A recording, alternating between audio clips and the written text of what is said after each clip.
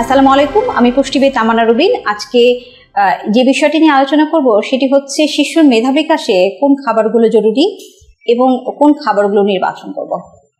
আমরা সবাই চাই আমাদের সন্তান মেধাবী হোক, তীক্ষ্ণ বুদ্ধি সম্পন্ন হোক। এই বিষয়টি নিয়ে আলোচনা করতে গেলে প্রথমেই আসে যে আমাদের শিশুর জন্য কোন খাবারটি নির্বাচন করা দরকার।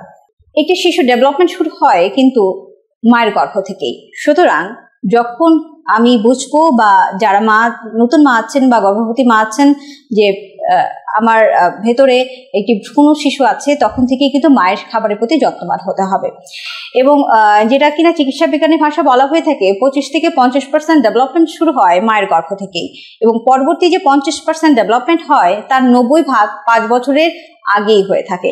সুতরাং এই 5 বছর বয়স পর্যন্ত বয়সটাকে আমাদের শিশুর খাবারের প্রতি অধিক যত্নবান এবং গুরুত্বের সাথে বিবেচনা করতে হবে।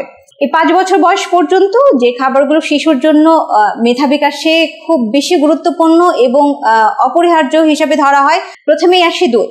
দুধকে সুপারফুড বলা হয়। দুধ কিন্তু প্রোটিনের খুব ভালো উৎস। সেই সাথে দুধে ক্যালসিয়াম, ভিটামিন ডি এবং আরো বেশ কিছু মিনারেলস রয়েছে, যেটা কিনা শিশুর ব্রেন ডেভেলপমেন্টে খুবই গুরুত্বপূর্ণ। এরপর আসছে ডিম। ডিমও প্রোটিনের ভালো উৎস। এছাড়াও কিন্তু ডিমে কোলিন আছে প্রচুর পরিমাণে, ওমেগা 3 ফ্যাটি অ্যাসিড আছে, যেটা কিনা হচ্ছে শিশুর ব্রেন ডেভেলপমেন্টে খুবই গুরুত্বপূর্ণ। এরপরে আমি বলবো বাদাম। যে কোনো বাদাম, কাজু বাদাম, কাঠবাদাম, পেস্তা বাদাম বা চীনা বাদাম, যে কোনো একটি বাদাম তার প্রতিদিনের খাবারে রেখে দিতে পারেন, অথবা সব কয়টি বাদাম কিন্তু গ্রাইন্ডিং করে শিশুর জন্য দেওয়া যেতে পারে। এই বাদাম কিন্তু শিশুর ব্রেন ডেভেলপমেন্টে খুবই সহায়ক ভূমিকা পালন করে। এরপরে আসছে কলা। কলাকে ক্যালোরি ফ্রুটস বলা হয়, কারণ কলাতে প্রচুর পরিমাণে ক্যালোরি আছে এবং প্রচুর পরিমাণে শক্তি কিন্তু একটি শিশু কলা থেকে পেতে পারে। তো এবং সেই কলা কিন্তু শুধু শক্তি বৃদ্ধিকারক নয়, এটি কিন্তু দেখা যাচ্ছে যে আমাদের ব্রেন ডেভেলপমেন্টে খুব ভালো কাজ করে। তো প্রতিদিনে শিশুর খাবার একটি করে কলা আমরা রাখতে পারি।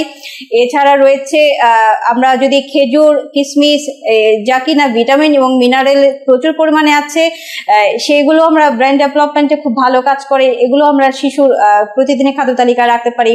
এর সাথে রয়েছে বিভিন্ন তেল এবং চর্বিযুক্ত মাছ, যেখানে কিনা প্রচুর পরিমাণে ওমেগা 3 ফ্যাটি অ্যাসিড আছে। ওমেগা 3 ফ্যাটি অ্যাসিড কিন্তু সেসব ব্রেন ডেভেলপমেন্টে খুব ভালো কাজ করে। এছাড়াও আমি বলবো যে যদি আমরা শিশু খাবারে আখরোট রাখতে পারি, তারপরে হচ্ছে অবশ্যই মাংসটা নির্বাচন করা খুবই জরুরি। প্রতিদিনে প্রোটিনের সোর্স ছাড়াও কিন্তু আয়রনের খুব ভালো সোর্স হচ্ছে গরুর মাংস। সো গরু কলিজা, গরু মাংস আমরা শিশু খাবারে রাখতে পারি।